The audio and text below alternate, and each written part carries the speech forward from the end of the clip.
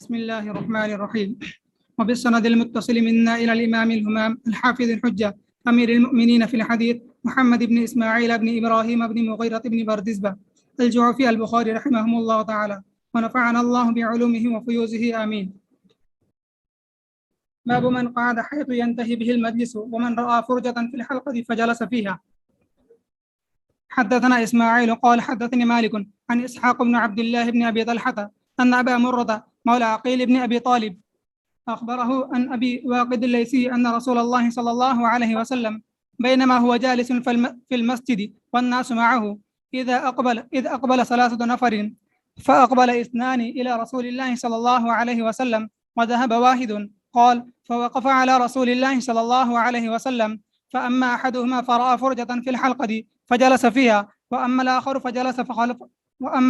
فجلس خلفهم وأما الثالث فأدبر ذاهبا فلما فلغ رسول الله صلى الله عليه وسلم قال ألا أخبركم عن النفر 3 أما أحدهم فأوى إلى الله فأواه الله وأما الآخر فاستحيا الله منه وأما الآخر فأعرض الله عنه. بسم الله الرحمن الرحيم. الحمد لله رب العالمين والصلاة والسلام على سيد الأنبياء والمرسلين محمد وآلہ وصحبہ اجمعین اما بعد. ایک کتاب میں لکھا ہوا تھا ایک قصہ کہ ایک آدمی تھا، وہ گھوڑے پر بیٹھ کر بڑی تیزی سے جا رہا تھا. 2 قیدی بیٹھے ہوئے تھے، لیٹے ہوئے تھے. ایک نے اس گھوڑ سوار کو جو جا رہا تھا اس کو روک دیا اور کہا کہ بھائی آ جاؤ رک جاؤ. کیا بات ہے؟ کہا کہ یہ میرے سینے کے اوپر بیر پڑا ہوا ہے، ذرا اس کو اٹھا کر میرے منہ میں رکھ دو نا. اس کو بڑا غصہ آیا اور غصہ آنے کے بعد کم وقت تو اتنا سست ہے کہ تو بیر تیرے سینے پہ رکھا ہوا ہے، اٹھ کے منہ میں نہیں رکھ سکتا. اور زور سے اس نے چپٹ لگائی اس کو. دوسرا جو پاس میں پڑا ہوا تھا وہ بہت ہنسنے لگا، بہت خوش ہوا. پوچھا کہ بھائی تو کیوں خوش ہو رہا ہے؟ کہا کہ اس وجہ سے کہ ابھی تھوڑی دیر پہلے کتا آیا تھا اور وہ میرے منہ پر پیشاب کر رہا تھا. میں نے اس کو کہا کہ اس کو ہٹا اور اس نے ہٹایا ہی نہیں، اور وہ کتا مجھ پر پیشاب کر کے چلا گیا. اس وجہ سے میں خوش ہو رہا ہوں کہ اس نے اس کتے کو نہیں ہٹایا، تو اس نے اس کو بھی مارا. تو ایدی اور سستی تو ہوتی ہے طالبہ میں، لیکن اتنی زیادہ کہ وہ بیٹھنے کے لیے بھی بس چلنے، اتنا چل کے کون جاوے سامنے، کون جا کر بیٹھے. کیسی قوم ہو تم لوگ، سمجھ ہی میں نہیں آتا تم لوگوں کو.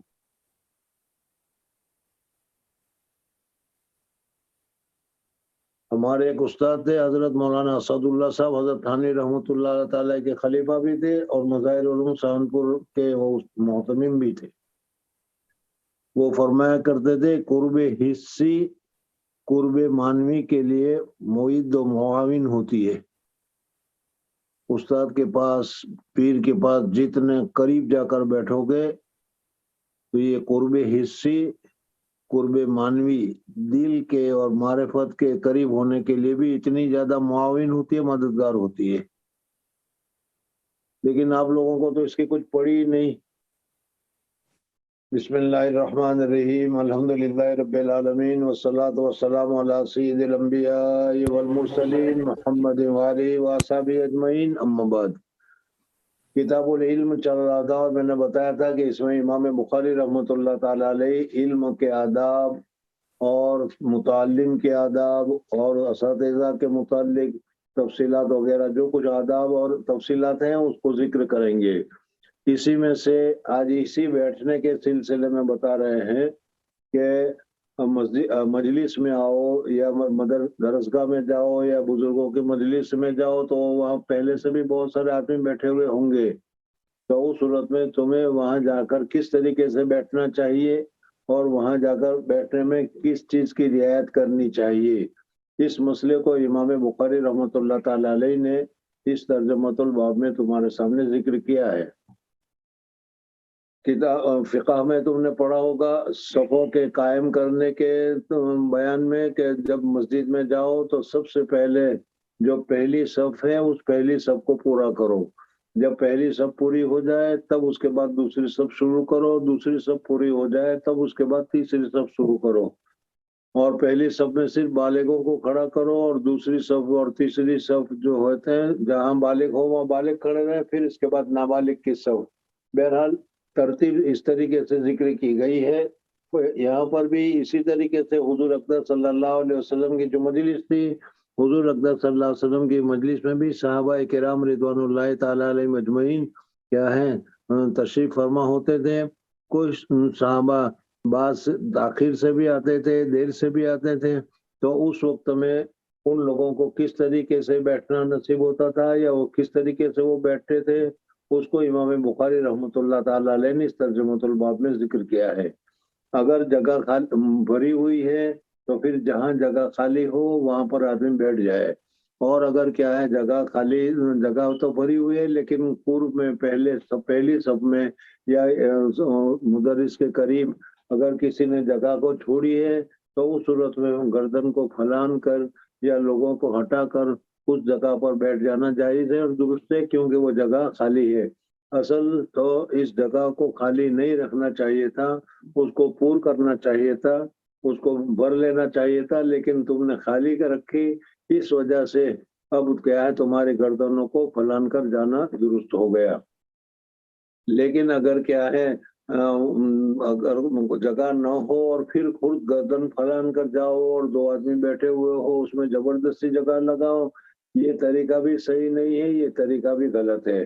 بہرحال امام بخاری رحمۃ اللہ تعالی علیہ نے ترجمۃ الباب میں یہ بتایا کہ من قعد حیث انتہا، جب تم کسی مجلس میں جاؤ اور مجلس میں پہلے سے سارے کے سارے لوگ بیٹھے ہوئے موجود ہیں اور سامنے جگہ نہیں ہے تو پھر اس صورت میں تم کو گردن پھلان کر قریب جانے کی ضرورت نہیں ہے، بلکہ جہاں تم کو جگہ مل جائے جو آخر میں وہیں جا کر بیٹھ جانا چاہیے.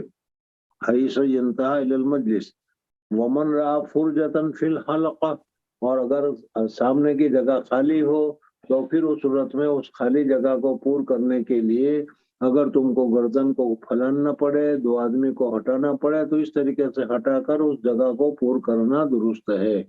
اصل میں گردن کو پھلان کر جانا یہ اس کی بے ادبی جو بیٹھے ہوئے ہیں، لیکن انہوں نے اپنی بے ادبی خود ہی کروائی اس وجہ سے کہ وہ جگہ خالی تھی اس جگہ کو انہوں نے پور نہیں کیا یا کسی کو پور کرنے کے لیے نہیں کہا. اس وجہ سے اگر کوئی آدمی پہنچا اور اس صورت میں آگے کا جگہ خالی ہے تو پھر اس صورت میں اس کو آگے جگہ پر جا کر بیٹھ جانا چاہیے. دوسرا مسئلہ یہ ہے کہ ہر ایسی مجلس چاہے وہ درس کی ہو، چاہے وہ ذکر کی ہو، چاہے مبارک مجلس ہو یا حضور اکرم صلی اللہ علیہ وسلم کی مجلس ہو، ظاہر بات ہے اس میں حضور اکرم صلی اللہ علیہ وسلم سے قریب بیٹھنے کی، اساتذہ کے قریب سے قریب بیٹھنے کا جذبہ اور شوق ہر ایک کو ہوتا ہے. اس وجہ سے قریب سے قریب بیٹھنے کی کوشش کرنی چاہیے. اور اگر کیا ہے درمیان میں جگہ مل جائے یا درمیان میں جگہ خالی چھوڑنی نہیں چاہیے. لیکن اگر کیا ہے کسی آدمی نے اگر جگہ چھوڑی ہو تو پھر اس صورت میں اس کو جگہ کو پور کرنے کے لیے جانا درست ہے. تو مصنف رحمۃ اللہ تعالی علیہ نے ترجمۃ الباب میں بتایا کہ من قعد حیث ینتہا المجلس، مجلس میں لوگ بیٹھے بیٹھے جہاں انتہا ہوئی ہو وہیں جا کر بیٹھ جائے. ومن رأى فرجة فی الحلقہ، اور اگر حلقہ میں مجلس میں کچھ کشادگی معلوم ہو، کچھ جگہ معلوم ہو تو پھر اس صورت میں اس کشادگی کو پور کرنے کے لیے کیا ہے وہاں پر قریب جانا یہ جائز ہے، اس کے لیے درست ہے. حدیث مسئلہ اور امام بخاری رحمۃ اللہ علیہ کا ترجمہ الباب اور اس کا مقصد تمہارے سامنے ذکر کیا گیا. اور میں نے ابھی بتایا کہ دیکھو مجلس کی بھی آداب ہوا کرتے ہیں، درسگاہ میں اساتذہ کے سامنے بیٹھنے کے بھی آداب ہوا کرتے ہیں.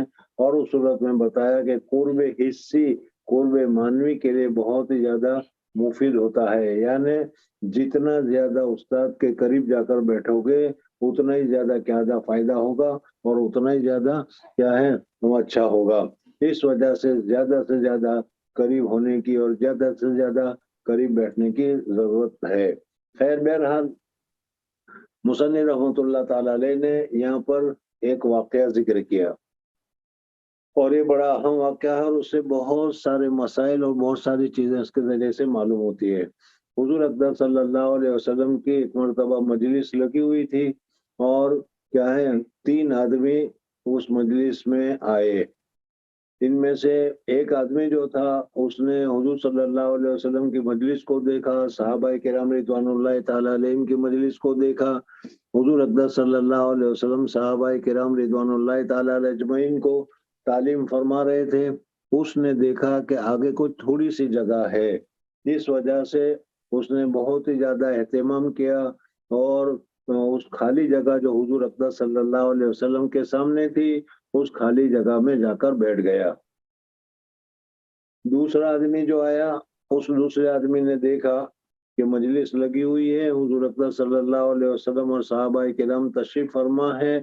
اب وہ سوچ میں پڑ گیا، جیسے عامتاً ہمارے ساتھ بھی ایسا ہوتا ہے کہ اب کیا کریں، مجلس میں جاویں یا مجلس میں نہ جاویں، بیٹھیں یا نہ بیٹھیں۔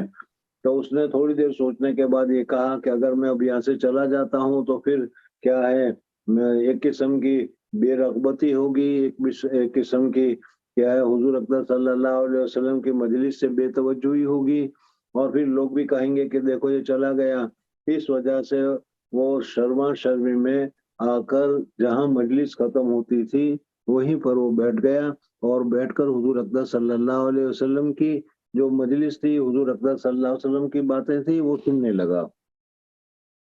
تھوڑی دیر کے بعد ایک تیسرا آدمی آیا، اور تیسرا آدمی جو آیا وہ اس نے جیسے عامتاً ہمارے یہاں ہوتا ہے کہ مسجد میں تعلیم ہو رہی ہے، مسجد میں کیا ہے بیان ہو رہا ہے، تو ذرا سا کھڑا ہو کر ادھر ادھر دیکھ کر بے رغبتی کے ساتھ کیا ہے وہاں سے وہ چلا گیا، اور اس صورت میں وہ مجلس میں شریک نہیں ہوا۔ حضور اقدس صلی اللہ علیہ وسلم کی مجلس سب ختم ہوئی تو حضرت جبریل علیہ الصلوۃ والسلام تشریف لائے، اور حضرت جبریل علیہ الصلوۃ والسلام نے کہا کہ یا رسول اللہ صلی اللہ علیہ وسلم، اللہ جل جلالہ و من والہ نے ابھی اس 3 آدمیوں کے متعلق یہ واقعہ ہوا جو ابھی میں نے تمہارے سامنے ذکر کیا، اور پھر اس کے بعد اللہ تبارک و تعالیٰ نے فرمایا کہ پہلے آدمی نے ہماری قدر کی، ہمارے رسول کی قدر کی، ہمارے رسول جو بات کر رہے تھے اس بات کی قدر کی، مجلس کی قدر کی، اور کیا ہے بڑا اہتمام کے ساتھ وہ جہاں اس کو جگہ ملی قریب میں، یا حضور صلی اللہ علیہ وسلم قریب میں ایک جگہ خالی تھی، اس جگہ پر جا کر وہ بیٹھ گیا۔ تو اللہ جل جلالہ و من والہ نے اللہ کے کلام کی، اللہ کے رسول کے کلام کی، اللہ کے کیا ہے حضور صلی اللہ علیہ وسلم کے مجلس کی یہ قدر کی۔ اس قدر کرنے کی وجہ سے اللہ تبارک و تعالیٰ نے بھی اس کی قدر کی، اور اللہ تبارک و تعالیٰ نے اس کی مغفرت فرما دی۔ پھر اس کے بعد ایک دوسرا آدمی آیا، اور دوسرے آدمی نے آپ کی مجلس کو دیکھا، پھر اس صورت میں اس نے کیا ہے بیٹھنے کا ارادہ کیا، اور شرما شرمی میں بیٹھ گیا۔ جیسا میں نے ابھی بتایا کہ اگر وہ چلا جاتا تو اس کو شرم لگی کہ لوگ کہیں گے کہ حضور صلی اللہ علیہ وسلم کی مجلس میں نہیں بیٹھا ہے، تعلیم ہو رہی تھی تعلیم میں نہیں بیٹھا، تو اس وجہ سے وہ چلا گیا، تو اس وجہ سے وہ شرم کی وجہ سے وہ بیٹھ گیا، تاکہ اس قسم کا الزام اور اس قسم کی شرمندگی اس کے اوپر نہ ہو۔ تو اللہ جل جلالہ و من والوں نے فرمایا کہ جب میں نے اخلاص کے ساتھ پہلے سے اہتمام کے ساتھ بیٹھنے والوں کی جب میں نے مغفرت فرما دی، اب میں اگر اس کی مغفرت نہ کرتا تو مجھے شرم محسوس ہوئی، اس وجہ سے میں نے شرما شرمی میں جب سب کی مغفرت فرمائی تو اس کی بھی مغفرت فرمائی جو شرما شرمی میں بیٹھ گیا تھا۔ پھر اس کے بعد تیسرا آدمی آیا، اور تیسرے آدمی نے دیکھا، ادھر ادھر نظر ڈالی، اور نظر ڈالنے کے بعد پھر وہ کیا ہے وہاں سے چل دیا۔ اس نے نہ تو ہماری پرواہ کی، نہ ہماری مجلس کی پرواہ کی، نہ ہمارے رسول کی پرواہ کی، نہ ہمارے رسول کی بات کی پرواہ کی، بے پرواہی اس نے کی۔ تو اللہ جل جلالہ و من والہ فرماتے ہیں کہ میں نے بھی اس کے ساتھ کیا ہے معاملہ بے پرواہی کا کیا، اس کی مغفرت نہیں فرمائی، اس لیے کہ جب اس کو ہماری مغفرت کی ضرورت نہیں ہے، جو ہماری طرف متوجہ نہیں ہوتا، تو ہمیں اس کی طرف متوجہ ہونے کی کیا ضرورت ہے۔ یہ واقعہ حضور اقدس صلی اللہ علیہ وسلم کی مجلس کا حضرت جبریل علیہ الصلوۃ والسلام نے بیان فرمایا۔ اس سے معلوم ہوا کہ اگر اس قسم کی کوئی مجلس ہو، اس قسم کی کوئی تعلیم ہوتی ہو، تقریر ہو رہی ہو، آج کل ہمارے یہاں ایسا ہی ہوتا ہے کہ ہمیں اگر پسند ہے تو ہم بیٹھ جاتے ہیں، لیکن اگر تعلیم کرنے والا، تقریر کرنے والا اگر ہمیں پسند نہیں ہوتا تو اس صورت میں ہم چلے جاتے ہیں، حالانکہ وہ تقریر کرنے والا حدیث کی بات بیان کر رہا ہے، قرآن کی بات بیان کر رہا ہے۔ اس وجہ سے ہمیں کون بول رہا ہے وہ نہیں دیکھنا چاہیے، کیا کہہ رہا ہے وہ دیکھ کر اس مجلس کا احترام کرنا چاہیے اور اس کی قدر کرنی چاہیے، اور اس مجلس میں جہاں ہمیں جگہ مل جائے، کسی کو تکلیف نہ ہو، تو اس صورت میں اسی طریقے سے اخیر میں جا کر بیٹھ جانا چاہیے، اور اگر کیا ہے آگے جگہ ہو خالی تو اس صورت میں آگے جا کر بیٹھ جانا چاہیے۔ جیسے میں نے ابھی بتایا کہ ترتیب صفوف میں تمہیں مسئلہ بتایا ہوگا کہ پہلی سب کو پورا کیا جائے، پھر دوسری سب، پھر تیسری سب۔ اب اگر مجلس میں صفیں لگی ہوئی ہے، آگے جگہ نہیں ہے، تو پھر اس صورت میں تم کو جہاں جگہ چاہے وہاں ملنا چاہے، پھر درمیان میں گھس کر دو آدمی کے درمیان میں جگہ کرنا، ہٹانا منع ہے۔ لیکن اگر وہاں پہلے سے کوئی خالی جگہ ہے تو پھر اس صورت میں گردن پھلان کر جا کر اس جگہ کو پورا کرنا جائز اور درست ہے۔ اس وقت اگر گردن پھلانگنی ہوئی تو چونکہ تم لوگوں نے خود ہی اپنی عزت کو کیا ہے ملیہ میٹ کیا، اس خالی جگہ کو پہلے سے پورا نہیں کیا، اس وجہ سے اگر اب کوئی تمہاری گردن کو پھلان کر جا رہا ہے تو یہ صورت میں جانے والا گنہگار نہیں ہے، تم خود گنہگار ہو۔ بہرحال اس حدیث کے ذریعے سے امام بخاری رحمۃ اللہ تعالی علیہ نے شاگردوں کو کس طریقے سے بیٹھنا چاہیے اس کو تفصیل کے ساتھ تمہارے سامنے ذکر کیا۔ بہرحال حدیث جو ہے اس حدیث کی تفصیل یہ ہے کہ رسول اللہ صلی اللہ علیہ وسلم تشریف فرما تھے مسجد میں، اور لوگ حضور صلی اللہ علیہ وسلم کے پاس میں تھے، اچانک متوجہ ہوئے تین آدمی، فاقبل اثنان الى رسول اللہ صلی اللہ علیہ وسلم، دو آدمی تو حضور صلی اللہ علیہ وسلم اور حضور اکرم صلی اللہ علیہ وسلم کی مجلس کی طرف متوجہ ہو گئے، وذهب واحد، اور ایک جو تھا اس نے پرواہ نہیں کی اور حضور اکرم صلی اللہ علیہ وسلم کی مجلس کو چھوڑ کر وہ چلا گیا۔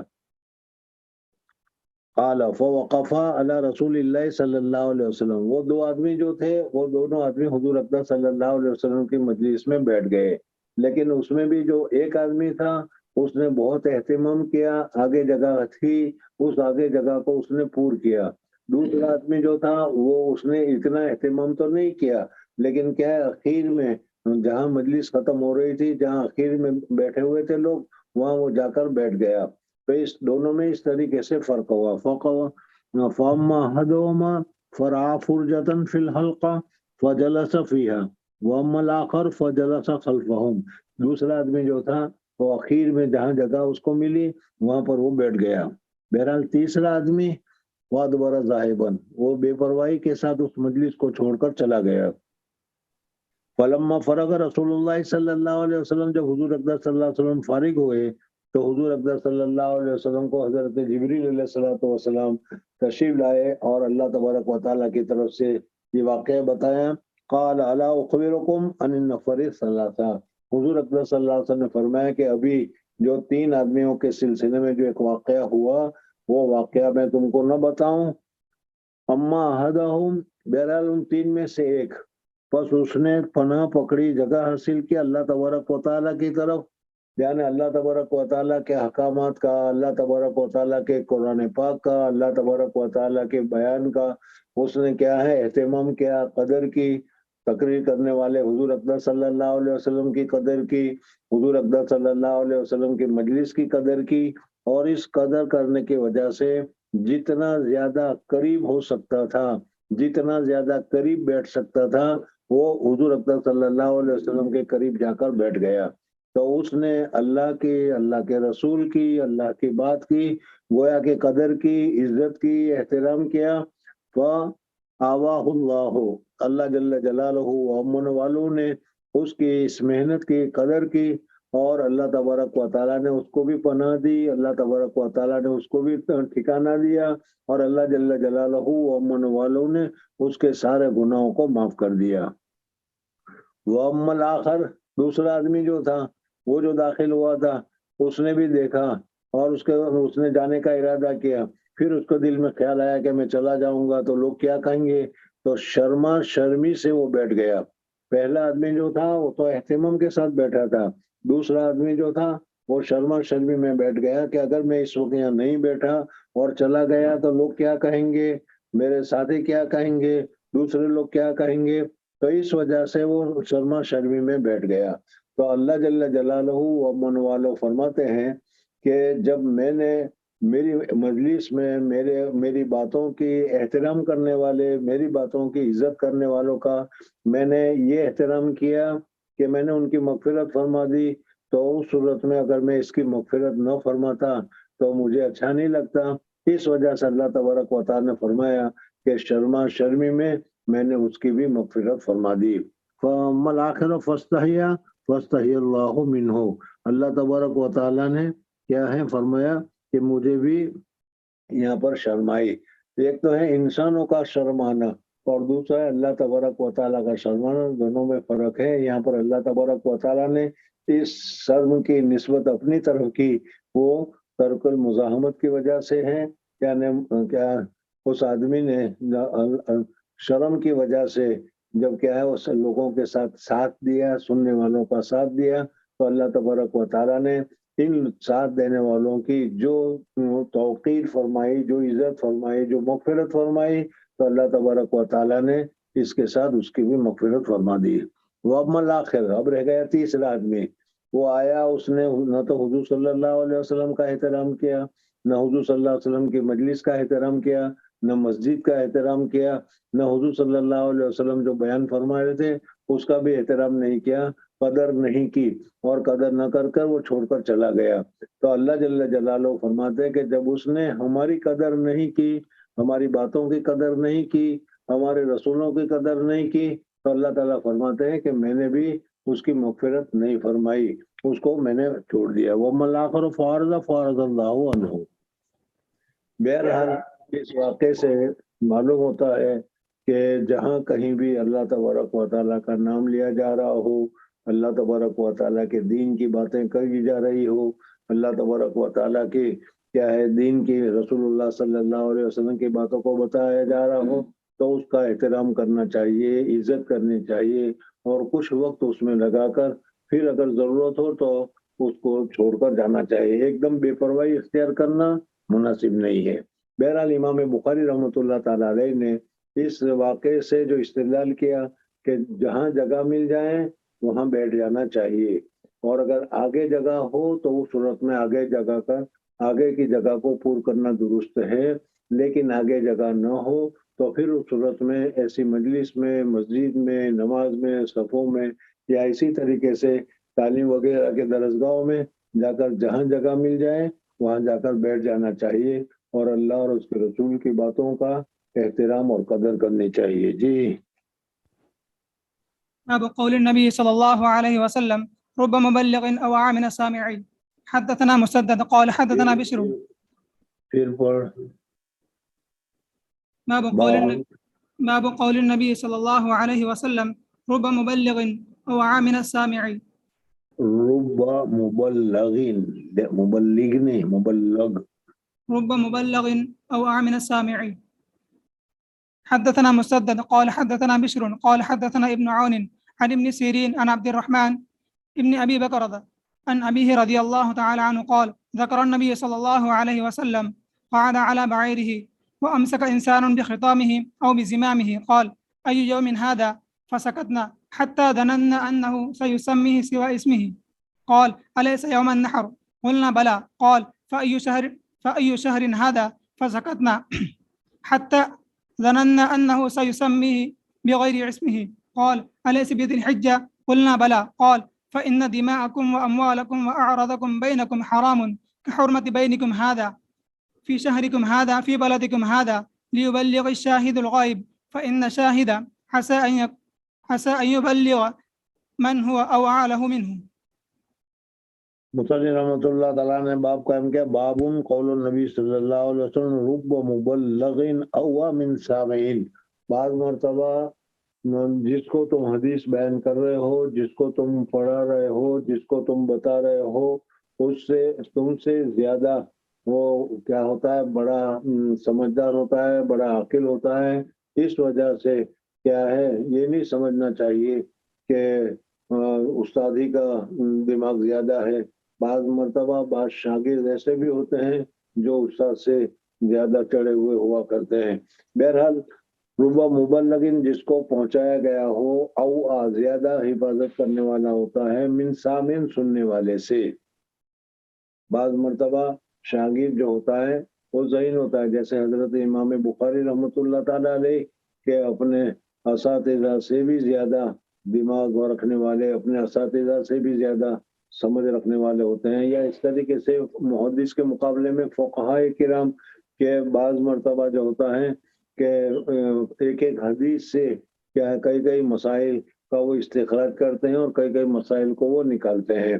بہرحال اس وجہ سے مصنف رحمۃ اللہ علیہ نے فرمایا کہ ہر وقت یہ نہیں سمجھنا چاہیے کہ شاگرد جو ہوتا ہے وہ استاد سے کم درجے کا ہوتا ہے، بلکہ بعض مرتبہ شاگرد جو ہوتا ہے وہ استاد سے استاد سے بھی زیادہ ذہین یا استاد سے بھی زیادہ فہیم ہوتا ہے. اس وجہ سے اس کا احترام کرنا چاہیے اور اس کو اچھی طریقے سے خیال میں رکھنا چاہیے. بہرحال حضور اکرم صلی اللہ علیہ اس مسئلے کو امام بخاری رحمۃ اللہ تعالی علیہ نے حدیث ذکر کی.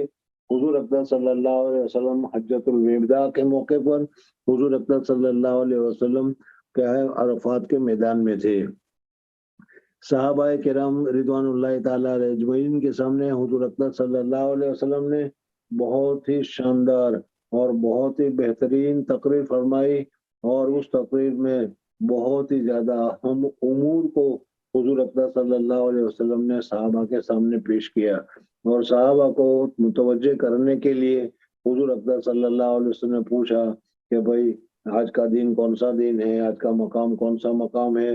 اور اس طریقے سے ساری چیزوں کو توجہ کرنے کے بعد حضور اکرم صلی اللہ علیہ وسلم نے فرمایا کہ دیکھو تمہاری عزت، تمہاری آبرو اور کیا ہے ایک مسلمان کا احترام وغیرہ کیا ہے یہ ایک دوسرے کے لیے کرنا لازم اور ضروری ہے.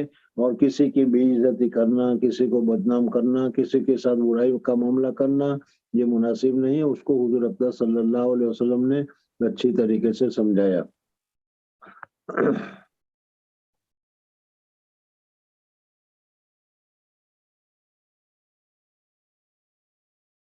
قول النبی صلی اللہ علیہ وسلم رب مبلغ او زیادہ دماغ والا، زیادہ حفظ والا، زیادہ سمجھ والا ہوتا ہے من سامعین سننے والے سے. حدثنا مسدد عن ابی قال ذکر النبی صلی اللہ علیہ وسلم قعد علی بعیرہ. حضور اکرم صلی اللہ علیہ وسلم ایک مرتبہ اپنے اونٹ کے اوپر تشریف فرما تھے. ایک آدمی آیا، وامسک انسان بخطامہ او قال بزمامہ. ایک آدمی آیا اور ایک آدمی نے آ کر حضور اکرم صلی اللہ علیہ وسلم جس اونٹ کے اوپر بیٹھے ہوئے تھے اس نے اس اونٹ کی لگام کو یا اس اونٹ کی نکیل کو اس نے پکڑ لیا، اور پکڑنے کے بعد اس نے کہا بزمامہ قال ایو یوم ھذا، آج کا دن یہ کون سا دن ہے. صحابہ کرام حضور اکرم صلی اللہ علیہ وسلم نے پوچھا کہ بھائی آج کون سا دن ہے. صحابہ کرام رضوان اللہ تعالی علیہ مجمعین سمجھے کہ آج جمعہ کا دن ہے، عرفہ کا دن ہے، ذی الحج کی 9 تاریخ ہے، عرفہ کے میدان میں آئے ہیں. اس وجہ سے سب کو معلوم ہونا چاہیے کہ آج کا دن جو ہے وہ عرفہ کا دن ہے، اور حضور اکرم صلی اللہ علیہ وسلم کو وہ معلوم ہے. پھر اس کے بعد حضور اکرم صلی اللہ علیہ وسلم کیوں پوچھ رہے ہیں؟ ظاہر بات ہے کہ آج کا دن ایسا ہے کہ سب کو معلوم ہے، پھر معلوم ہونے کے باوجود پوچھ رہے ہیں. اور جب معلوم ہونے کے باوجود پوچھ رہے ہیں اس کا معنی یہ ہوا کہ حضور اکرم صلی اللہ علیہ وسلم اس دین کا دوسرا نام رکھنا چاہ رہے ہیں یا بدلنا چاہ رہے ہیں. اس وجہ سے کہ حضور اکرم صلی اللہ علیہ وسلم کو کیا ہے حضور اکرم صلی اللہ علیہ وسلم کی عادت مبارکہ تھی کہ جو کیا ہے چیزیں پرانی ہے یا جو چیزیں کیا ہے اسلام کے خلاف ہے یا جس چیز میں اللہ تبارک و تعالیٰ کی نام کی یا اللہ تبارک و تعالیٰ کی بے ادبی ہوتی ہے، حضور اکرم صلی اللہ علیہ وسلم ان ساری چیزوں کی تبدیلی فرمایا کرتے تھے. اس وجہ سے انہوں نے یہ سمجھا کہ آج عرفہ کا دن ہے اور اس کے اور سب کو معلوم ہے عرفات کے میدان میں بھی آئے ہوئے ہیں، اور اس کے باوجود حضور صلی اللہ علیہ وسلم پوچھ رہے ہیں، تو معلوم ہوتا ہے کہ حضور صلی اللہ علیہ وسلم اس کا کچھ نام بدلنا چاہتے ہیں۔ اس وجہ سے انہوں نے کہا ایو یومن ھذا، تو ہم چپ ہو گئے، جواب نہیں دیا، اس لیے کہ سب کو معلوم ہے عید کے دن اگر کوئی آدمی کیا ہے عیدگاہ میں جا کر پوچھے کہ بھائی آج کون سا دن ہے، تو لوگ کہیں گے کہ نہیں، آج سب کو معلوم ہے عید کا دن ہے، اب اس میں کیا بتانے کا ہے کہ عید کا دن ہے۔ فسقطنا حتی ظننا، یہاں تک کہ ہم نے یہ گمان کیا، سویسمی ہے سوا اسم ہی، آج کا دن جو عرفہ کا دن ہے، مثلا حضور صلی اللہ علیہ وسلم پوچھ رہے ہیں بھائی آج کے دن کا کیا نام ہے، آج کا دن کون سا ہے، اب ظاہر بات ہے کہ ہر ایک کو معلوم ہے پھر بھی پوچھ رہے ہیں، تو ہو سکتا ہے کہ حضور اکرم صلی اللہ علیہ وسلم اس دن کا کچھ نام بدلنا چاہتے ہو، اس وجہ سے حضور صلی اللہ علیہ وسلم نے اس دن کا نام پوچھا ہو۔ صحابہ نے یہ سمجھا، اور اس سمجھنے کی وجہ سے انہوں نے حضور صلی اللہ علیہ وسلم کو یہ نہیں بتایا کہ آج عرفہ کا دن ہے۔ اصل میں حضور اکرم صلی اللہ علیہ وسلم جو ایک بات آگے بتانا چاہ رہے تھے، اس بات کو بتانے سے پہلے اس کی اہمیت، آج کے دین کی اہمیت، مکان کی اہمیت، جو مکان کی اہمیت ہے وہ دین کی اہمیت ہے، وہ لوگوں کے دلوں میں پہلے سے موجود ہوتی ہے، اور موجود جیسے عرفہ کا میدان ہے اس کی جگہ کی اہمیت ہر ایک آدمی کے دل میں موجود ہے، عرفہ کا دن ہے تو عرفہ کے دن کی اہمیت بھی ہر ایک آدمی کے دل میں موجود ہوتی ہے۔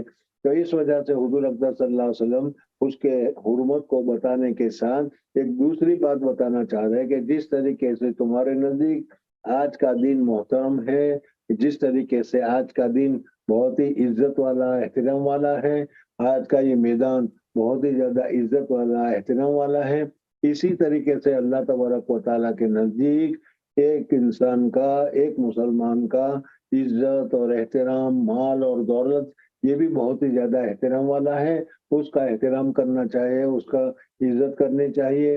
غصب کرنا، چھین لینا، مار لینا، یا اس کو کمزور سمجھنا یا اس کو ضعیف سمجھنا یہ مناسب نہیں ہے، یہ حضور اکرم صلی اللہ علیہ وسلم بتانا چاہ رہے تھے۔ اس وجہ سے کانا علیہ یوم النہر، حضور اکرم صلی اللہ علیہ وسلم نے فرمایا کہ یوم النہر نہیں ہے، قلنا بلا، ہم نے کہا بالکل، کالا ایو شہرین ھذا، پھر پوچھا کہ بھئی وہ مہینہ کون سا ہے، ظاہر بات ہے کہ عرفات کے میدان میں ہے، ذی الحجہ کا مہینہ ہے، ہر ایک کو معلوم ہے، لیکن اس کے باوجود حضور صلی اللہ علیہ وسلم نے پوچھا تو ہم نے یہ سمجھا فسقطنا، ہم چپ ہو گئے، حتی ظننا انہ سیسمیہ بغیر اسمہ، ہم یہ سمجھے کہ حضور صلی اللہ علیہ وسلم اس مہینے کا نام بدلنا چاہتے ہیں، اس وجہ سے حضور صلی اللہ علیہ وسلم نے ہم سے پوچھا کہ بھائی اس مہینے کا نام کیا ہے۔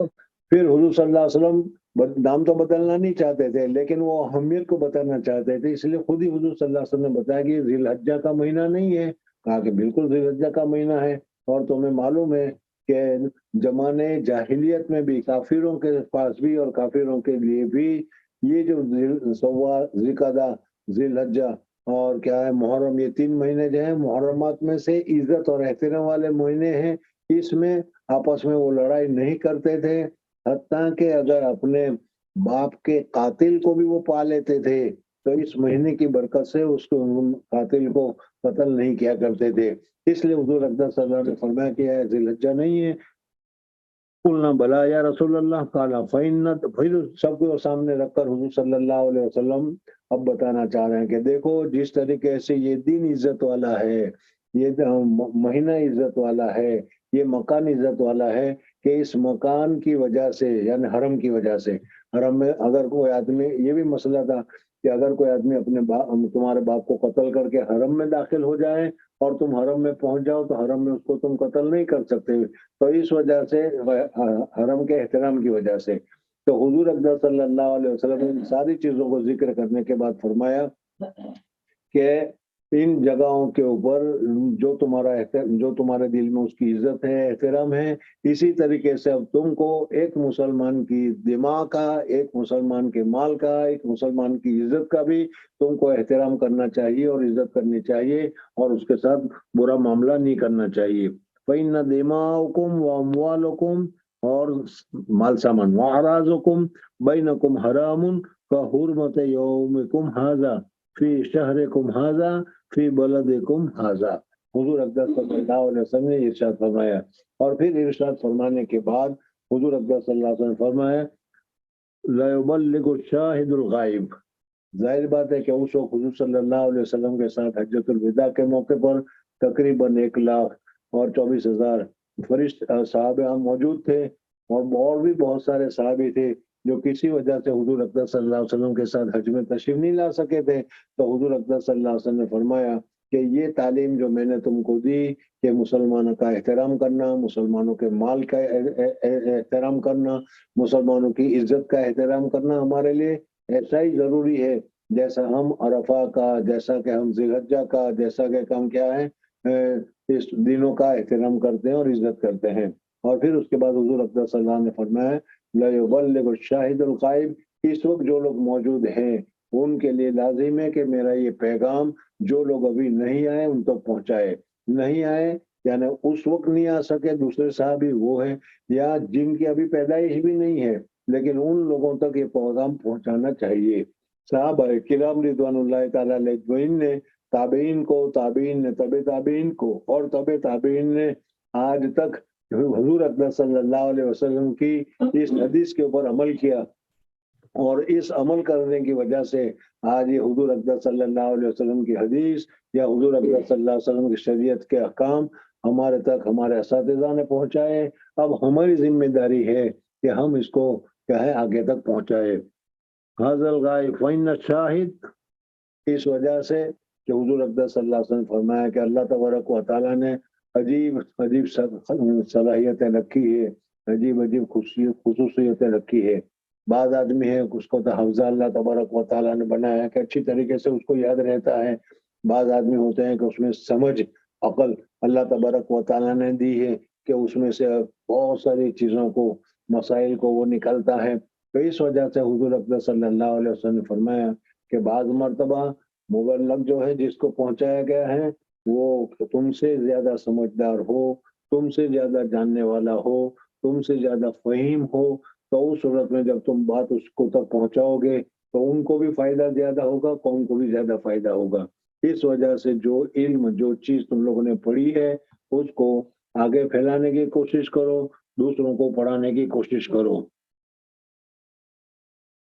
اموالکم وارزقکم بینکم حرام کا حرمت یومکم ھذا فی شہرکم ھذا فی بلدکم ھذا لا یبلغ الشاہد الغائب فإن الشاہد عسا قریب ان یبلغ من ہوا او آلہ منہ، کہ تم سے زیادہ وہ سمجھدار ہے، تم سے زیادہ عقل مند ہے، تم سے زیادہ دماغ والا ہے، تم سے زیادہ سمجھ والا ہے، تو اس کو تم وہ تمہاری جو بات ہے حدیث جو ہے تم اس کو دیکھو گے تو اس سے زیادہ فائدہ ہوگا۔ بہرحال اس حدیث سے یہ بھی معلوم ہوا کہ جو علم ہم نے سیکھا ہے، جو بات ہم نے سیکھی ہے، جو بات ہم نے پڑھی ہے، اس کو اپنے تک محدود نہ رکھتے ہوئے دوسروں تک پہنچانی چاہیے۔ جی باب العلم قبل القول والعمل لقوله تعالى فاعلم أنه لا إله إلا الله فبدأ بالعلم وأن العلماء هم ورثة الأنبياء ورثوا العلم من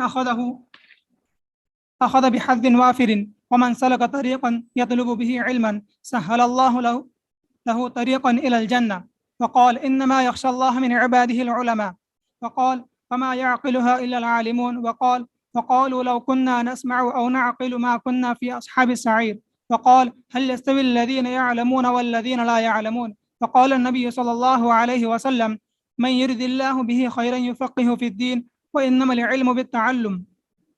وقال أبو ذر رضي الله تعالى عنه لو وضعتم الصمصامة على هذه وأشار إلى قفاه ثم ظننت أني أنفذ كلمة سمعتها من النبي صلى الله عليه وسلم قبل أن تجيزوا علي لأنفذتها. وقال النبي صلى الله عليه وسلم ليبلغ الشاهد الغائب. وقال ابن عباس رضي الله تعالى عنه كونوا ربانيين حكماء علماء فقهاء، ويقال رباني الذي يربي الناس بصغار العلم قبل الكبار. مصنف رحمۃ اللہ تعالیٰ علیہ نے ترجمۃ الباب منعقد کیا العلم قبل القول والعمل، علم قول اور عمل سے پہلے۔ ظاہر بات ہے کہ آدمی کو جب علم ہوگا تو علم کے بعد ہی اس کو کیا ہے عمل کرنا آسان ہو جائے گا، اس کو معلوم ہوگا کہ 2 رکعت نفل پڑھنے سے یہ ثواب ملتا ہے، جبھی تو وہ پڑھے گا۔ تو اس وجہ سے سب سے پہلے علم حاصل کرنا چاہیے، اور علم کے حاصل کرنے کے بعد پھر عمل کا درجہ ہے، اور اسی طریقے سے علم کے حاصل کرنے کے بعد پھر تقریر کرنی چاہیے، لوگوں کو بتانا چاہیے، تاکہ جو علم ہے اس کا فائدہ ہو۔ علم ہے نہیں اور خامخواہ ٹھوکتا چلا جا رہا ہے، یا علم ہے نہیں تو پھر اس صورت میں وہ عمل کیسے کرے گا وہ؟ اس وجہ سے امام بخاری رحمۃ اللہ علیہ نے فرمایا کہ العلم قبل القول والعمل، عمل سے پہلے بھی علم کی ضرورت ہے، اور تعلیم کرنے سے پہلے بھی علم کی ضرورت ہے۔ علم بہت زیادہ ضروری ہے۔ مصنف رحمۃ اللہ تعالی علیہ نے یہاں پر علم کی فضیلت کو ذکر کیا۔ شروع باب میں کتاب العلم میں جب باب فضل العلم آیا تھا، وہاں پر سوال کیا گیا تھا کہ امام بخاری رحمۃ اللہ تعالی علیہ نے 2 آیتیں علم کی فضیلت میں تو ذکر فرمائی، لیکن کوئی حدیث ذکر نہیں فرمائی۔ تو اس وقت اس کا جواب یہ دیا گیا تھا، اور بہت سارے جواب دیے تھے، اس میں حضرت شیخ نور اللہ مرکزہ کا پسندیدہ جواب تھا، وہ میں نے ذکر کیا تھا کہ اس وقت امام بخاری رحمۃ اللہ تعالی علیہ نے وہاں پر کوئی حدیث ذکر نہیں کی۔ کیوں؟ اس وجہ سے کہ اگر حدیث ذکر کرتے تو سامنے والے کو، سننے والے کو یہ محسوس ہوتا کہ یہی حدیث کی فضیلت ہے، حالانکہ علم کی بہت ہی زیادہ فضیلت ہے۔ اس وجہ سے کسی ایک حدیث کو، حضور اکرم صلی اللہ علیہ وسلم کی حدیث کو امام بخاری نے ذکر نہیں کیا، اور قرآن پاک جو کہ کیا ہے مشہور ہے اور کیا ہے متواتر ہے، اس کو ذکر کیا، تاکہ کیا ہے اس کی فضیلت معلوم ہو۔ تو بہرحال یہاں پر اس باب میں تم دیکھو گے کہ حضور اکرم صلی اللہ علیہ وسلم نے قرآن پاک میں اللہ تبارک و تعالیٰ نے علماء کی کتنی فضیلت اور کتنی اہمیت کو بیان کیا گیا ہے۔ اور جیسا کہ شروع میں نے بتایا تھا کہ آسمان کے نیچے سب سے زیادہ اشرف، سب سے زیادہ افضل اگر کوئی قوم ہے تو وہ انسان ہے، اشرف المخلوقات ہے۔ اللہ تبارک و تعالیٰ نے جتنی بھی مخلوقات بنائی ہے، ان مخلوقات میں سب سے زیادہ اونچا درجہ اللہ تبارک و تعالیٰ نے انسان کو دیا ہے۔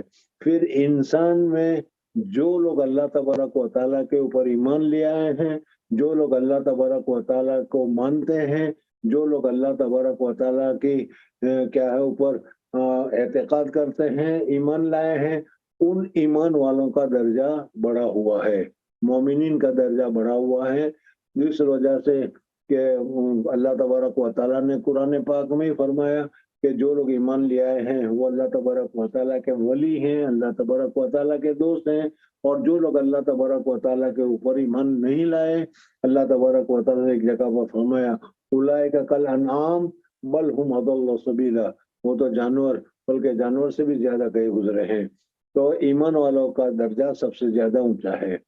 پھر ایمان والوں میں نبیوں کا درجہ ظاہر بات ہے سب سے اونچا ہے، رسولوں کا درجہ سب سے اونچا ہے، لیکن عام لوگوں میں پھر جو لوگ اہل علم ہے ان کا درجہ بڑا ہے، علماء کا درجہ بڑا ہوا ہے۔ اس وجہ سے اللہ تبارک و تعالیٰ نے قرآن پاک میں فرمایا گیا ہے انما یخشی اللہ من عبادہ العلماء، اللہ تبارک و تعالیٰ سے ڈرنے والے علماء ہوا کرتے ہیں۔ بہرحال مصنف رحمۃ اللہ تعالیٰ علیہ نے فرمایا کہ العلم قبل القول والعمل لقول علیہ السلام، حضور اکبر لقول عز وجل، حضور اکبر صلی اللہ علیہ وسلم کی ارشاد کی وجہ سے فعلم انہ لا الہ الا اللہ، آپ جان لو کہ اللہ کے علاوہ کوئی عبادت کے لائق نہیں ہے۔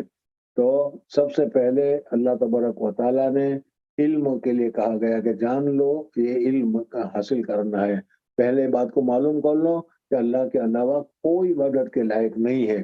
تو معلوم ہوا کہ علم کا درجہ سب سے پہلے ہے، اور اسی وجہ سے وہ بتایا تھا شروع میں کہ ایمان کے بعد سب سے زیادہ افضل کون سی چیز ہے۔ امام مالک رحمۃ اللہ تعالیٰ علیہ اور امام ابو حنیفہ رحمۃ اللہ تعالیٰ علیہ کا مقولہ میں نے نقل کیا تھا کہ ہمارے نزدیک ایمان کے بعد سب سے زیادہ افضل علم ہے، علم حاصل کرنا اور علم لینا ہے۔ امام شافعی رحمۃ اللہ تعالیٰ علیہ کے نزدیک ایمان کے بعد سب سے افضل جو ہے نوافل پڑھنا ہے. اور حضرت امام احمد ابن حنبل رحمۃ اللہ تعالیٰ علیہ کے نزدیک امام احمد ابن حنبل رحمۃ اللہ تعالیٰ علیہ کے نزدیک ایمان کے بعد سب سے زیادہ افضل کیا ہے؟ جہاد کرنا ہے. بہرحال ہمارے نزدیک ایمان سب سے زیادہ افضل ہے. فَعَلَمْ أَنَّهُ لَا إِلَهَ إِلَّا اللَّهُ فَبَدَأَ بِالْعِلْمِ. اللہ جل جلالہ و امن والوں نے سب سے پہلے علم کو ذکر کیا. اور اسی طریقے سے قرآن پاک میں بھی اللہ تبارک و تعالیٰ نے علم کی بہت بڑی فضیلتیں ذکر کی ہے. بہرحال وَأَنَّ الْعُلَمَاءَ هُمْ وَرَثَةُ الْأَنْبِيَاءِ. آپ حضرات یہ جانتے ہیں کہ انبیاء کے پاس چاہے جتنا بھی مال ہو دولت ہو لیکن وہ مال اور دولت کے مالک نہیں ہوتے، بلکہ جو کچھ انبیاء چھوڑ کر جاتے ہیں، ہم لوگ اگر چھوڑ کر جاتے ہیں، ہمارے آئے تو تھے ہم بھی خالی ہاتھ سے، لیکن اب اللہ تبارک و تعالیٰ نے کیا ہے پیسے دیے، مکان دیا، جاگیر دی، جگہ دی، لیکن کیا ہے یہ ہمارے لیے ظاہری طور پر ہے. اور جب ہم مرتے ہیں تو مرنے کے بعد سب یہی چھوڑ کے جاتے ہیں. اس وقت اس کے جو ورثہ ہوں گے وہ اس کے وارث ہوں گے. اور قرآن پاک میں وارثوں کے لیے بھی اللہ تبارک و تعالیٰ نے حقوق کو بتا دیے.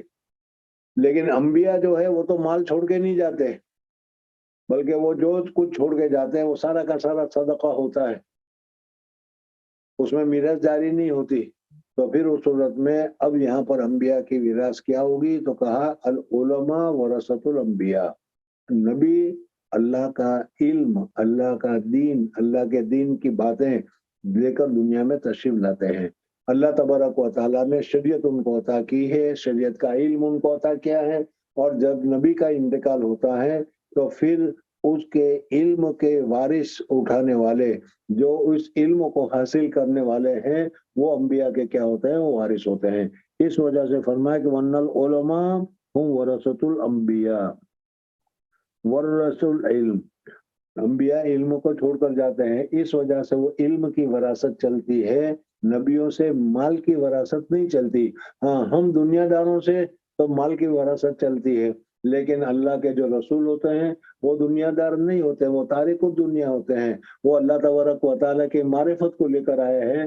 اس وجہ سے جب نبی کا انتقال ہوتا ہے تو نبی جو بات لے کر آئے تھے، دین، معرفت، شریعت وغیرہ، وہ جتنا زیادہ دوسرا آدمی اس کو حاصل کرے گا اتنا اس کو میراث میں حصہ زیادہ ملے گا. من اخذہ اخذ بحظ وافر. جب یہ بات معلوم ہو گئی کہ علم یہ نبی کا سرمایہ ہے، جب یہ معلوم ہو گئی کہ علم یہ نبی کا مال ہے، نبی کی باتیں ہیں، تو پھر جب کیا ہے جو اس کو حاصل کرے گا وہی نبوت کی میراث کو حاصل کرنے والا ہوگا. تو پھر اس صورت میں تمہارے لیے لازم ہے کہ علم کی طرف توجہ کرو اور علم کو زیادہ سے زیادہ حاصل کرنے کی کوشش کرو، کہ یہی وہ چیز ہے کہ جس میں کیا ہے میراث جاری ہوتی ہے. یہی وہ چیز ہے کہ جس کے ذریعے سے دنیا اور جس کی وجہ سے آخرت دونوں میں کامیابی حاصل ہوتی ہے. فمن اخذہ اخذ بحظ وافر. پھر اس کے بعد امام بخاری رحمۃ اللہ علیہ فرماتے ہیں کہ علم حاصل کرنے کے لیے جب آدمی کوشش کرے گا، محنت کرے گا، ظاہر بات ہے کہ علم حاصل کرنے کے لیے بہت ہی محنت کرنی پڑتی ہے، بہت ہی کوشش کرنی پڑتی ہے، بہت ہی تکلیفیں اٹھانی پڑتی ہے، تب جا کر یہ علم حاصل ہوتا ہے. اس وجہ سے فرمایا کہ من سلک طریقا یطلب بہ علما.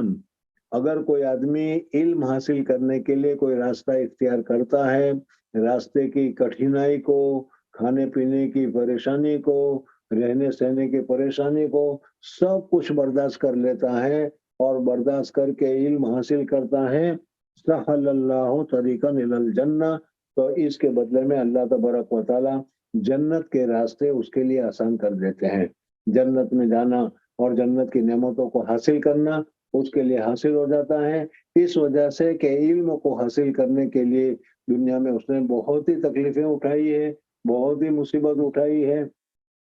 وقال انما یخشی اللہ من عباد العلماء وقال وما يعقلها الا العالمون. قرآن پاک میں فرمایا کہ یہ بات جو ہے وہ ہر ایک کو سمجھ میں نہیں آتی. ہاں عالم ہے تو عالم کو یہ بات سمجھ میں آ جائے گی.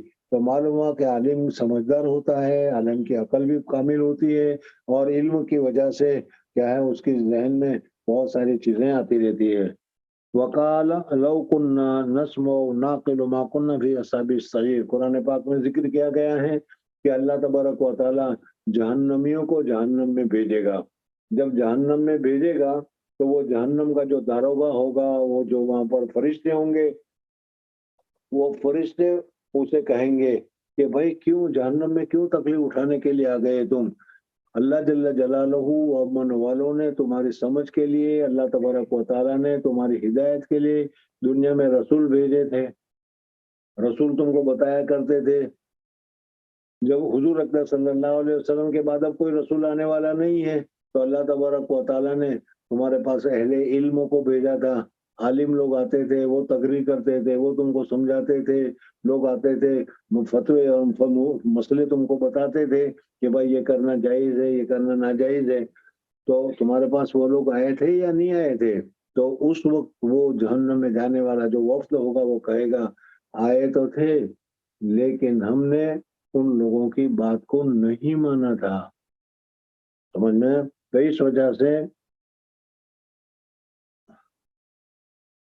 لو کننا نسمع، اگر ہم ان لوگوں کی باتوں کو سنتے، نبی کی باتوں کو سنتے، رسول کی باتوں کو سنتے، علماء کی باتوں کو سنتے، اور نہ عقل ہو یا اس کو ہم عقل میں لیتے سمجھتے، ما کننا فی اصحاب السعیر، تو اب جہنمی نہیں ہوتے. لیکن ہم نے ان کی باتوں کو نہیں سنا، ہم نے اس کی باتوں کو نہیں سمجھا، بلکہ ان کی مذاق کی کہ یہ لوگ تو جھوٹ کہہ رہے ہیں، یہ لوگ تو خامخواہ تم کو لالچ دے رہے ہیں وغیرہ وغیرہ جیسا مدن ہوتا ہے. تو اس وجہ سے ہم نے اس کی باتوں کو نہیں مانی، اور اس کو نہ ماننے کی وجہ سے آج ہم کو جہنم میں آنا پڑا. من اصحاب السعیر. وقال، اور اللہ تبارک و تعالیٰ نے فرمایا هل يستوي الذين يعلمون والذين لا يعلمون. جو عالم ہے وہ علم کی وجہ سے، اور جو جاہل ہے علم نہ ہونے کی وجہ سے، دونوں برابر نہیں ہو سکتے، بلکہ عالم کا درجہ بلند ہے اور جاہل کا درجہ نیچے ہے. هل يستوي الذين يعلمون والذين لا يعلمون.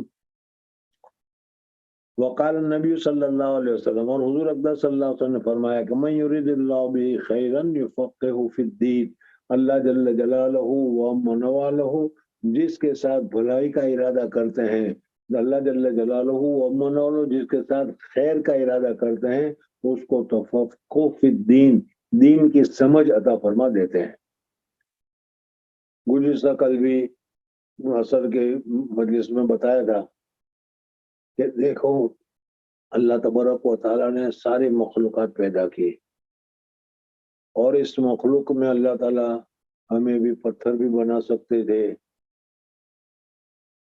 گدھا بھی بنا سکتے تھے، حیوان بھی بنا سکتے تھے، سب کچھ کر سکتے تھے، لیکن اللہ جل جلالہ و من والوں نے وہ چیز نہیں بنائی، بلکہ اللہ تبارک و تعالیٰ نے ہمیں حضرت آدم علیہ السلام کی اولاد میں سے بنایا، اور اللہ تبارک و تعالیٰ نے انسان میں سے بنایا. یہ اللہ تبارک و تعالیٰ کا بہت بڑا کرم ہے. سمجھ میں آ گیا؟ اللہ تبارک و تعالیٰ نے انسان بنا کر احسن التقویم، انسان بنا کر اشرف المخلوقات کا تمغہ اور سرٹیفکیٹ اللہ تبارک و تعالیٰ نے ہمیں دیا کہ اللہ تعالیٰ کی جتنی مخلوقات ہیں ان ساری مخلوقات میں سب سے زیادہ افضل، سب سے زیادہ بہتر مخلوق جو ہے وہ انسان ہے. سمجھ میں آ گیا؟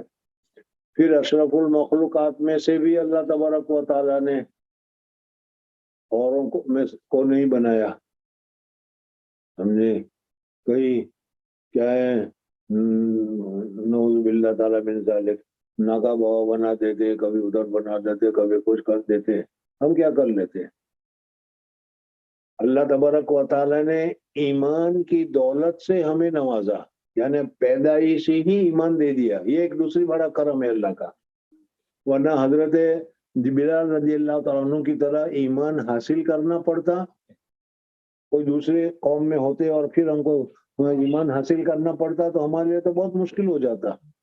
لیکن اللہ تبارک و تعالیٰ نے اس کے بھی مقابلے میں اللہ تبارک و تعالیٰ نے ہم کو پیدائشی طور پر ایمان کے ساتھ نوازا، یہ اللہ تبارک و تعالیٰ کا بہت بڑا کرم ہے۔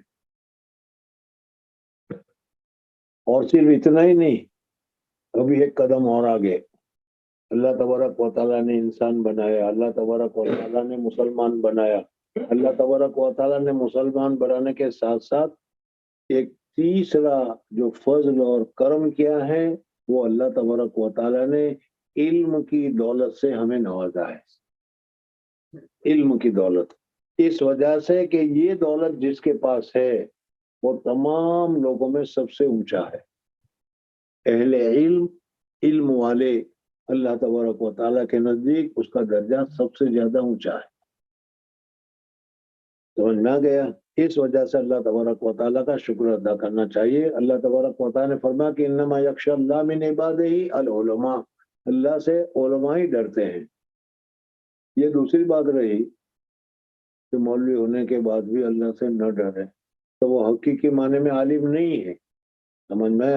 وہ علم حقیقی معنی میں وہ عالم نہیں ہے، بلکہ عالم تو وہ ہے جو اللہ تبارک و تعالیٰ سے جتنا ڈر۔ خیر بہرحال دوسری بات کی طرف ہم چلے گئے۔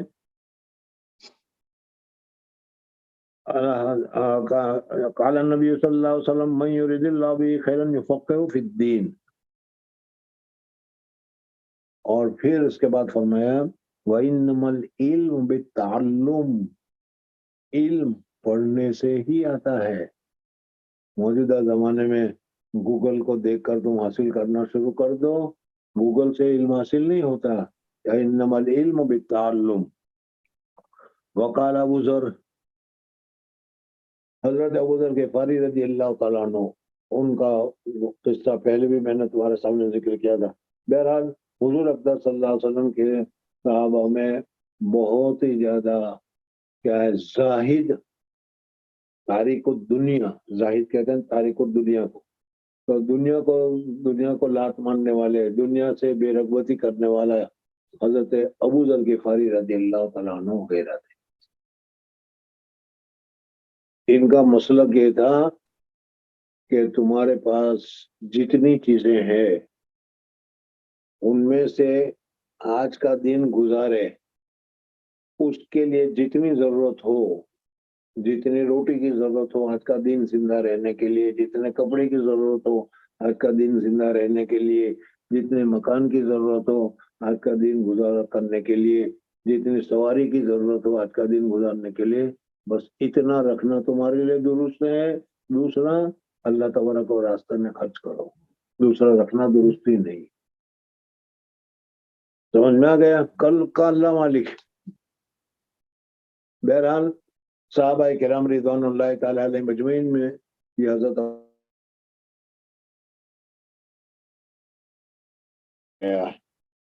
اور وہ مقولہ جو نقل کیا گیا ہے وہ کیا ہے؟ علم کی نشر و اشاعت کے جذبے کو سامنے رکھ کر بتایا گیا ہے۔ آج کل علم کی نشر و اشاعت یا علم کو پھیلانا وغیرہ، یا اس میں ہم بہت سستی کر رہے ہیں، کتنی سستی کر رہے ہیں وہ آپ حضرت جانتے ہیں۔ لیکن حضرت ابو ذر غفاری رضی اللہ تعالیٰ عنہ فرماتے ہیں کہ میرے گلے پر تلوار رکھی ہوئی ہو اور تلوار چلائی جا رہی ہے، لیکن مجھے ابھی معلوم ہے کہ ابھی میری روح نکلنے سے پہلے حضور صلی اللہ علیہ وسلم کی یہ حدیث میں لوگوں کو سنا دوں گا، تو ایسی حالت میں بھی میں حضور صلی اللہ علیہ وسلم کی حدیث کو سنا دوں گا۔ یہ ان کا علم کے نشر و اشاعت کا جذبہ تھا، علم کو پھیلانے کا جذبہ تھا، کہ مرتے ہوئے بھی آخری سیکنڈ میں بھی کہتے ہیں کہ نشر علم کا اگر کام ہو سکتا ہو تو نشر علم کا کام کرنا چاہیے۔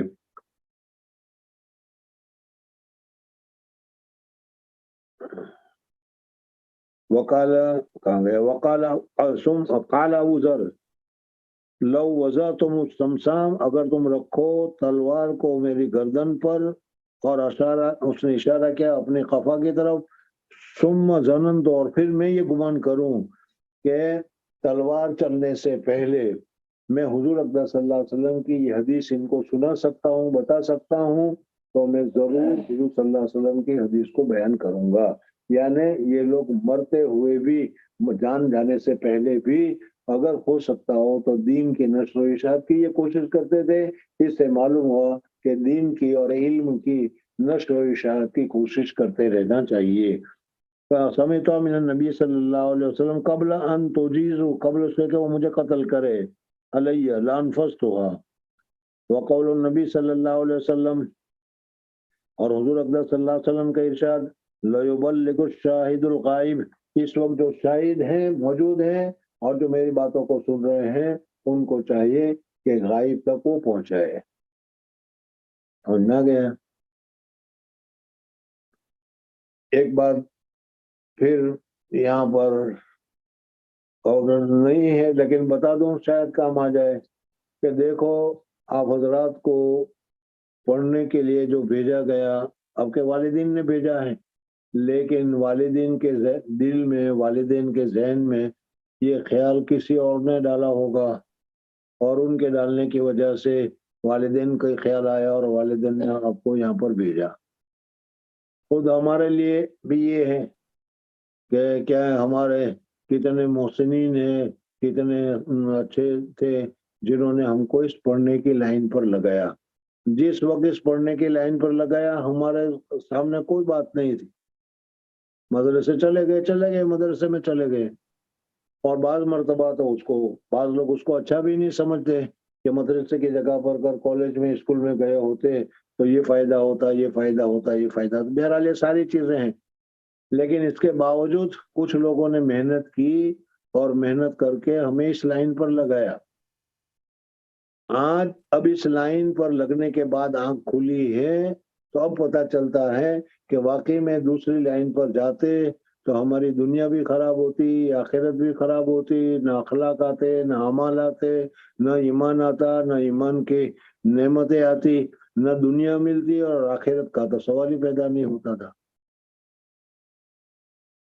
تو جن لوگوں نے ہم پر احسان کیا، احسان کر کے ہم کو مدرسے میں لگایا، حفظ میں لگایا، تعلیم میں لگایا، اور تعلیم میں لگا کر کیا ہے آج اس لائن پر ہم کو لگا کر ہماری دنیا بھی درست کر دی اور ہماری آخرت تو درست ہو ہی گئی.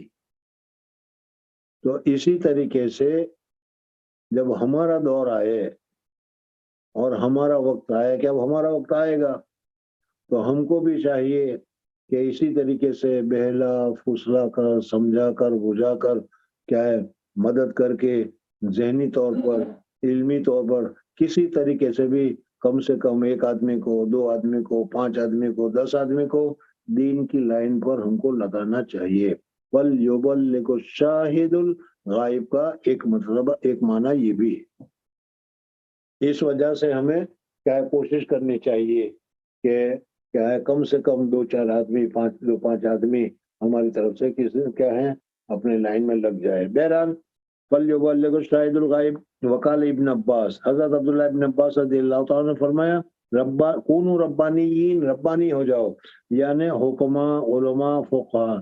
یہ ہے صحیح معنی میں جو رب کے معنی پرورش کرنے والے، سارے کو صحیح حالات کے اوپر تربیت دینے والے. اللہ تبارک و تعالیٰ ہر ایک کو اچھی طریقے سے کیا ہے پرورش کرتا ہے. ماں کے پیٹ میں ہوتا ہے اس وقت جس کھانے کی ضرورت ہوتی ہے اس وقت وہ دیتا ہے، پیدا ہونے کے بعد فوراً جس کھانے کی ضرورت ہوتی ہے وہ دیتا ہے، پھر بڑے ہونے کے بعد جس کھانے کی ضرورت ہے روٹی ترکاری کی وہ ضرورت وہ پوری کرتا ہے. اللہ تبارک و تعالیٰ ہر ایک کو اسی حالت کے مطابق کیا ہے پرورش کرتا ہے، عطا فرماتا ہے. اسی وجہ سے اللہ تبارک و تعالیٰ کا صفت ایک ربی ہے. تو اسی طریقے سے جو آدمی لوگوں کی تربیت کرتا ہے، لوگوں کی پرورش کرتا ہے، اس کو بھی ربانی سے تعبیر کیا جاتا ہے. مکتب میں کچھ نہیں آتا تھا تو الف بے پڑھا رہے تھے، الف بے سمجھا رہے تھے، الف بے کے بعد پھر کیا ہے حفظ کی طرف لگا دیا، پھر حفظ کے بعد کیا ہے تعلیم کی طرف لگا دیا. تو اس طریقے سے ہر ایک کو تربیت کرنے کو وَكُونُوا رَبَّانِيِّينَ یعنی حکما، علماء اور فقہا. وَيُقَالُ الرَّبَّانِي الَّذِي، کہتے ہیں ربانی کسے کہتے ہیں؟ جو لوگوں کی تربیت کرتا ہے. یقال الذی یربی الناس بصغار العلم قبل کبارہ. سمجھنا بچپن میں جس کی علم کی ضرورت ہوتی ہے تو اس کو اس طریقے سے سمجھا کر، ضرورت پڑی تو کیا حروف ہجا بھی سکھلا دیا، ضرورت پڑی تو پھر کیا ہے قاعدہ بغدادیہ بھی سکھلا دیا، ضرورت پڑی تو پھر کیا ہے حفظ میں بھی لگا دیا. اس طریقے سے کیا تربیت دیتا ہے اس کو علماء ربانی سے تعبیر کیا جاتا ہے. جی باب ما كان النبي صلى الله عليه وسلم يتخولهم بالموعظة والعلم كي لا ينفروا. حدثنا محمد بن يوسف قال أخبرنا سفيان عن الأعمش عن أبي وائل عن ابن مسعود رضي الله عنه قال كان النبي صلى الله عليه وسلم يتخولنا بالموعظة في الأيام كراهة السامة علينا. حدثنا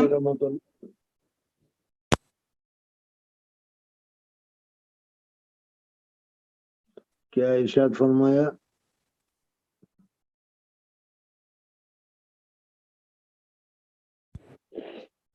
مصنف رحمۃ اللہ تعالی علیہ یہاں پر علم کے آداب میں سے، علم کے احوال میں سے ایک دوسری بات تمہارے سامنے ذکر کر رہے ہیں، اور وہ یہ ہے کہ طلباء میں، سامعین میں جب تک ذوق ہو، شوق ہو، اس کی ذوق اور شوق کی رعایت کرتے ہوئے اس کو تعلیم اور تعلم سے مزین کرنا چاہیے.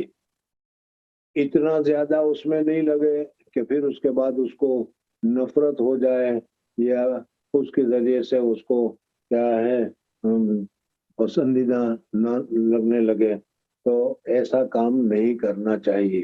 حضور اقدس صلی اللہ علیہ وسلم کی بات، حضور اقدس صلی اللہ علیہ وسلم کی نصیحت، حضور اقدس صلی اللہ علیہ وسلم کے حدیث، حضور اقدس صلی اللہ علیہ وسلم کے ساتھ محبت کی وجہ سے ایسا کون سا صحابی ہو سکتا ہے کہ حضور صلی اللہ علیہ وسلم بیان کرے اور وہ کہتے کہ بس بس بس بس کرو، ضرورت نہیں ہے.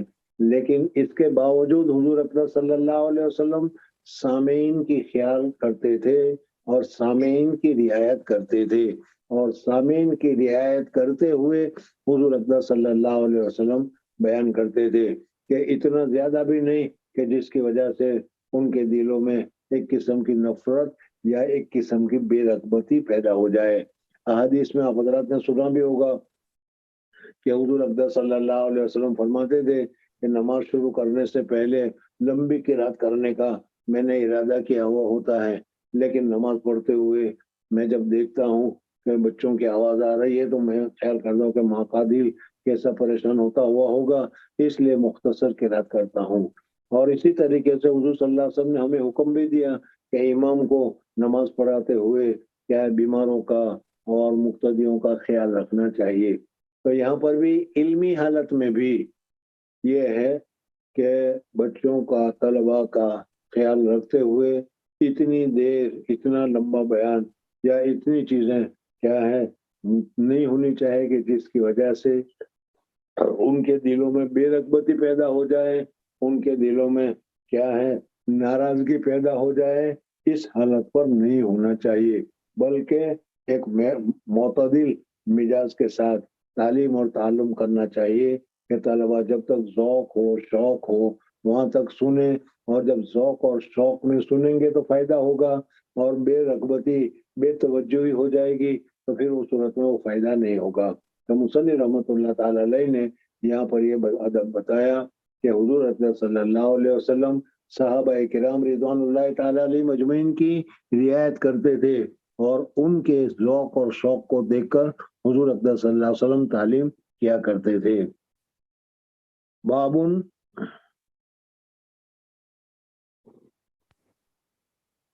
ما کان النبی صلی اللہ علیہ وسلم یتخولہم بالموعظۃ والعلم کی لا ینفروا. یہ حضور صلی اللہ علیہ وسلم کیوں ایسا کرتے تھے؟ تاکہ علم سے نفرت واقع نہ ہو جائے. اس وجہ سے جب تک ذوق ہو، شوق ہو، وہاں تک ان کو تعلیم اور تربیت وغیرہ کرنی چاہیے. عن ابن مسعود قال كان النبي صلی اللہ علیہ وسلم يتخولنا بالموعظۃ فی الایام کراہیۃ السامۃ علینا. اور دوسری انس سے نبی صلی اللہ علیہ وسلم قال یسروا ولا تعسروا بشروا ولا تنفروا. حضور اقدس صلی اللہ علیہ وسلم کی اس حدیث کا بھی مطلب یہی ہے کہ جب تک ذوق اور شوق ہو، اسی وجہ سے جماعت والے جو ہوتے ہیں وہ کیا کرتے ہیں وہ فضائل وغیرہ بتاتے ہیں تاکہ اس کے ذریعے سے ذوق اور شوق وغیرہ پیدا ہو اور ذوق اور شوق پیدا ہو کر عمل کیا. بہرحال مصنف رحمۃ اللہ نے بتایا طلباء میں جب تک پڑھنے کی صلاحیت محسوس کرو، ذوق اور شوق محسوس کرو، وہاں تک پڑھاتے رہو، اور جب دیکھو کہ اس میں بے اعتنائی پیدا ہو رہی تو چھوڑ دو، ورنہ تو کیا ہو جائے گی، اس میں نفرت پیدا ہو جائے گی. صحیح ہے کہ نہیں؟ جی. باب من جعل لأهل العلم أياما معلومة. حدثنا عثمان بن أبي شيبة قال حدثنا جرير عن منصور عن أبي وائل قال كان عبد الله يذكر الناس في كل خميس فقال له رجل کان عبداللہ یاد کرتے تھے لوگوں کو، یذکر، آپ نے یذکر پڑھا اس لیے لوگوں کو یاد کرتے تھے. قال كان عبد الله يذكر الناس. اچھا، تو پہلے سے دکھائی نہیں دیتا.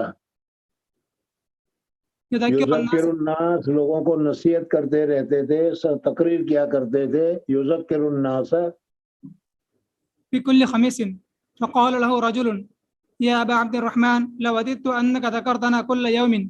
قال أما إنه يمنعني من ذلك أني أكره أن أملكم وإني أتخولكم بالموعظة كما كان النبي صلى الله عليه وسلم يتخولنا بها مخافة السامة علينا.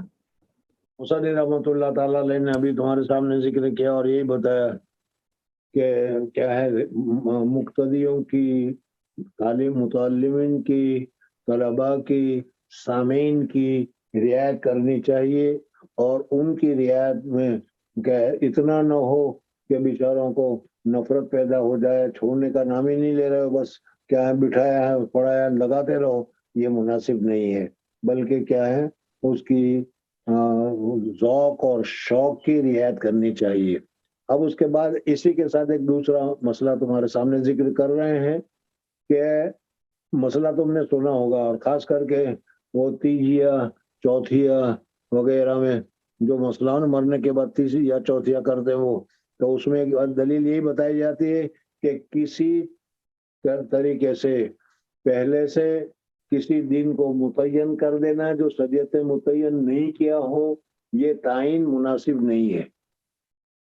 مصنف رحمۃ اللہ تعالی علیہ اس کی تردید میں فرماتے ہیں کہ دیکھو، اگر کوئی آدمی ایسا دین کو لازم سمجھ کر نہیں بلکہ سہولت کی وجہ سے کوئی ایک دن متعین کر دیتا ہے کہ سب کو آنے میں آسانی ہو جائے، سب کو سمجھنے میں آسانی ہو جائے، سب کو اپنی ضروریات کو آگے پیچھے کرنے میں آسانی ہو جائے، اس وجہ سے ایک دن متعین کر دے کہ بھائی فلانے دن تعلیم ہوگی، فلانے دن مجلس ہوگی، فلانے دن یہ ہوگا، اور اس وقت میں اس دن میں وہ جا کر وہ تعلیم کر دیتا ہے، درس دے دیتا ہے، تو یہ جائز اور درست ہے.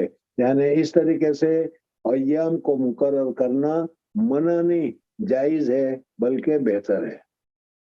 حضرت عبداللہ ابن مسعود رضی اللہ تعالیٰ عنہ انہوں نے جمعرات کا دن متعین کیا تھا، اور جمعرات کے دن وہ تقریر کیا کرتے تھے. تو معلوم ہوا کہ سہولت کی وجہ سے یا کسی اور ضرورت کی وجہ سے کچھ وقت مقرر کر دیا جائے. جیسے مدرسے میں تمہارے لیے وقت مقرر کیا گیا ہوتا ہے کہ 7 بجے سے لے کر 11 بجے تک یا 2:30 بجے سے 4:30 بجے تک، سمجھ میں آیا نہیں؟ تو یہ تمہاری طرف سے وقت متعین کیا گیا ہوتا ہے، لیکن یہ تمہاری سہولت کے لیے، تمہاری آسانی کے لیے. تو اسی طریقے سے اگر کوئی دین متعین کر لیا جائے تو دین متعین کرنا بھی جائز اور درست ہے. حضرت عبداللہ رضی اللہ تعالیٰ عنہ نے جمعرات کو متعین کیا تھا، اور وہ جمعرات کے دن تقریر کیا کرتے تھے. اب دوسری بات کہ بعض مرتبہ تقریر کرنے والا تقریر اتنی لچھے دار کرتا ہے، اتنی بہترین طریقے پر کرتا ہے، بعض مرتبہ درس دینے والا سبق اس طریقے سے درس دیتا ہے کہ آدمی کو بہت اچھا لگتا ہے، اور کیا ہے اس کے دل میں آتا ہے کہ او ہو 1.5 گھنٹے کی بجائے آدھا گھنٹہ ہونا چاہیے.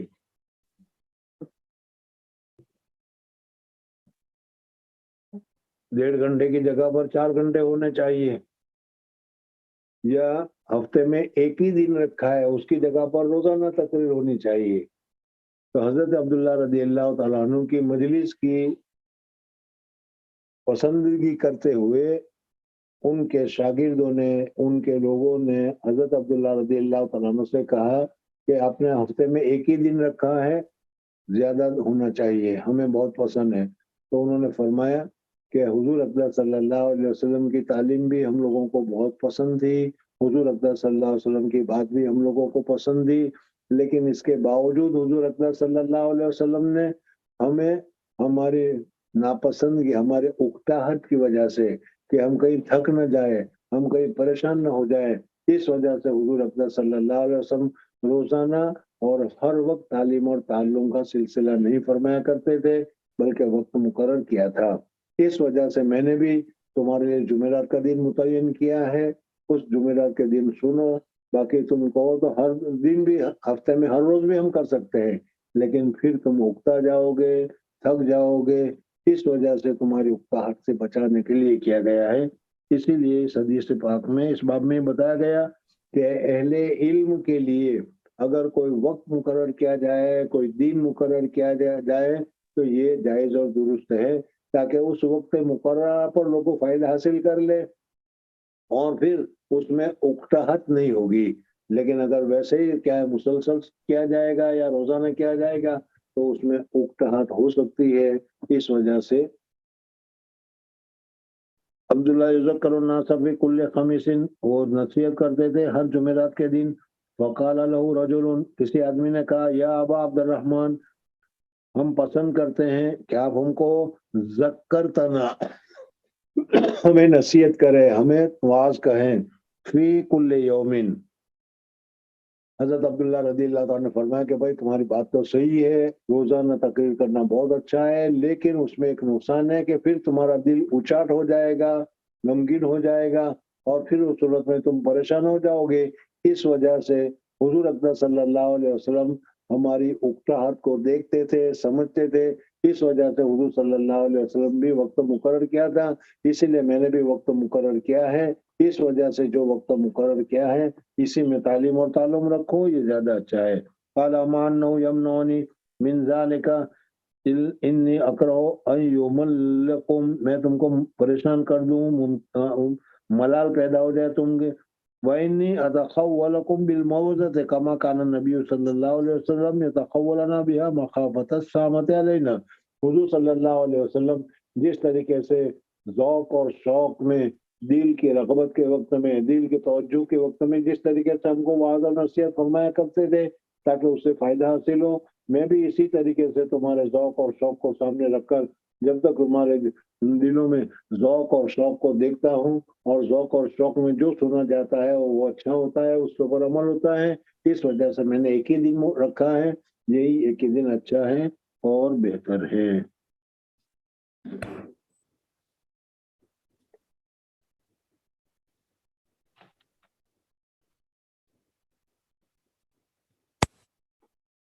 ٹھیک ہے، پھر میں بھی تم لوگوں کی ملال کو دیکھ کر بند کرتا ہوں، پھر کہیں پریشان نہ ہو جاؤ۔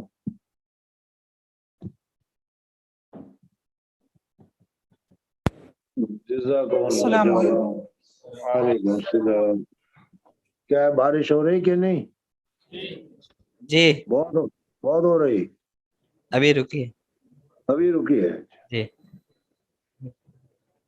تاکہ آپ لوگ اچھی طریقے سے بغیر بارش میں گھر جا سکیں۔